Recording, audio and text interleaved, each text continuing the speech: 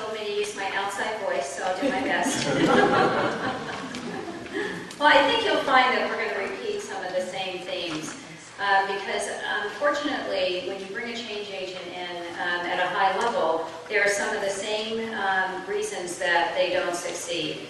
When you come in, it is very dangerous waters. You do need a lot of support in order to make an initiative succeed. Because change in any organization is not easy. If it was easy, you wouldn't need somebody to come in and do it.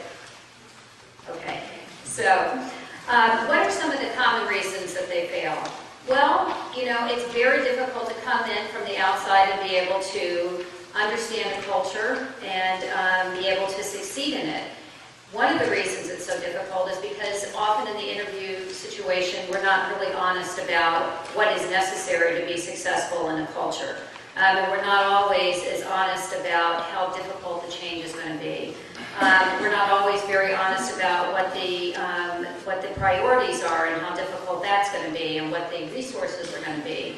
So George talked a lot about what the manager's role is going to be. I'm going to talk a lot about what we do in HR to make those new change agents successful in an organization, especially the executives who come into an organization and what we need to do to make them successful. Because our role in helping the manager and our role in helping the executive come in, we're crucial. We can set it up so that it happens, or we can set it up so that there's no chance in the world.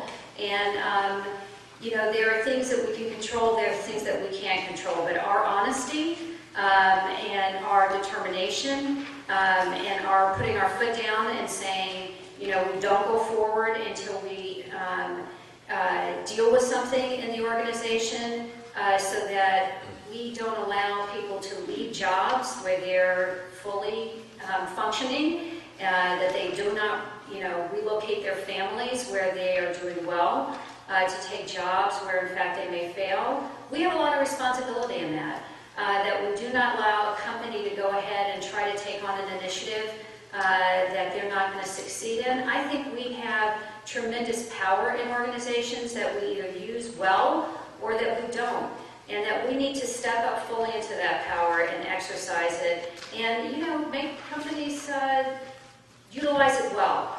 And we have an obligation to protect executives who are going to walk into our companies and know what they're walking into. So that's what I want to talk about today, what our obligation is. So, you know, some of you have the little handout that I gave, and I'm going to sort of walk a little bit through that.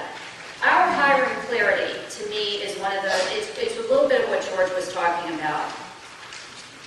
We need to be honest with people who walk into our organizations to take on these roles.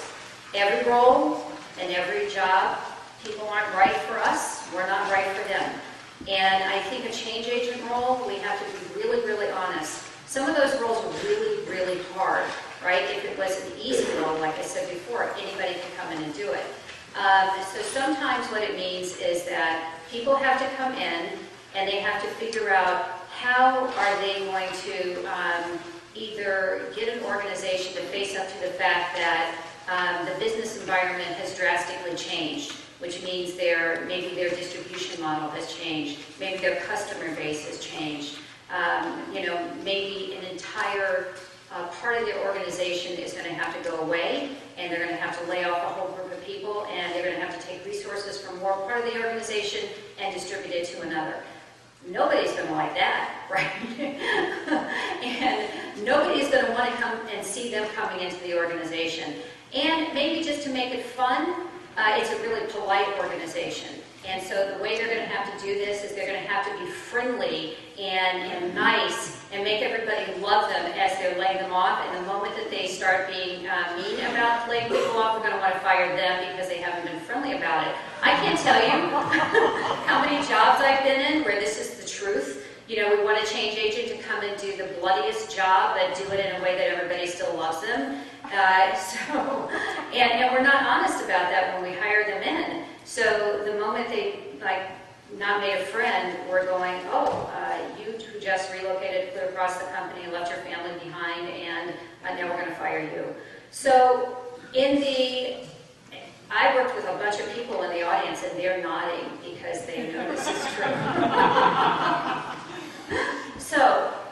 So in the hiring process, it's not fair to have somebody sitting across the chair from you and not being honest and saying, okay, we expect you to be able to make this change, have the diplomacy skills to be able to manage this, and do it in a way that everybody is going to both understand the message, understand what changed about the business, and be able to finesse this in a way that is going to be okay with this organization. It's a really hard thing to be able to do, and if they're not up for that challenge, and they're not willing to take that gamble and that risk, then you have to have that honest dialogue, because they're putting too much at risk to be able to do it. And then there'll be too much collateral damage both for them and for you as an organization. Because then look at what your population of employees feel about you as a company, because there will be some sympathy for that executive, because they will know, oh, that you brought that person clear across the country to do this, and then you let them go, even though they knew that that person was the hatchet person. There will still be sympathy, and the company will lose in its reputation by having done that. So there's all kinds of damage reputationally to the company, to the executive, and to your change initiative.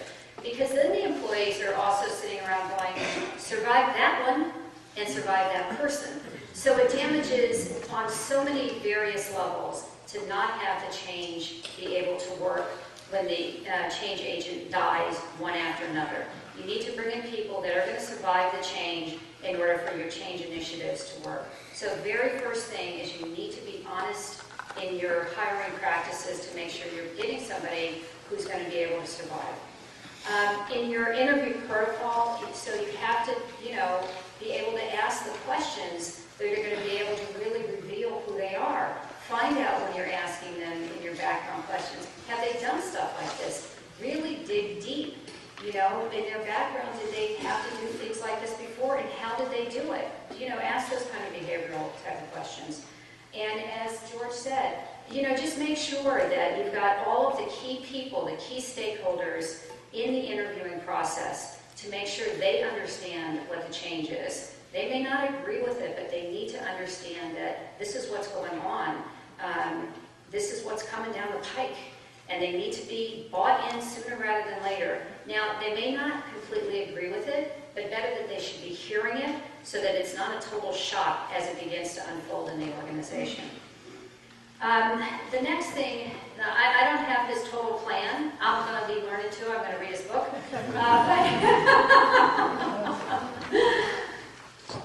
When the new person, the woman or man executive comes into the organization, it is incredibly important to have the key executive, higher level support there with the new executive coming in. I remember at one company, and this poor change agent didn't survive, but the thing that most of the employees remember was the chairman had his arm around this change agent.